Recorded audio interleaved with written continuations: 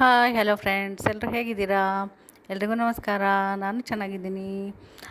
ಮಾವಿನಹಣ್ಣು ತರಿಸಿದೆ. ಇವಾಗ ಮಾವಿನಹಣ್ಣು ಸೀಸನ್ ಅಲ್ವಾ, ಅದರಲ್ಲೂ ಮಾವಿನಹಣ್ಣು ಸಿಕ್ಕಣ್ಣೆ ಮಾಡ್ಕೊಂಡು ತಿಂದರೆ ಇನ್ನೂ ತುಂಬ ಚೆನ್ನಾಗಿರುತ್ತೆ.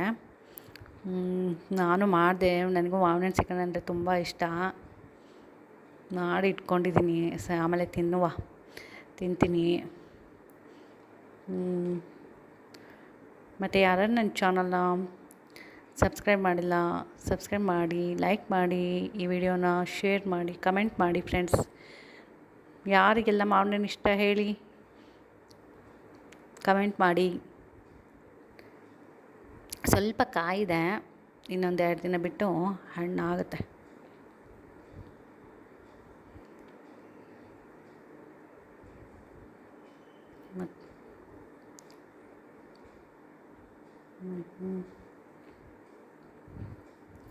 ಯಾರಿಗೆ ಮಾವಿನಹಣ್ಣು ಇಷ್ಟ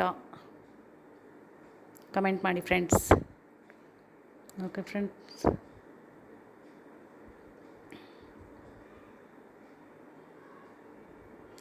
ಥ್ಯಾಂಕ್ ಯು, ಬಾಯ್.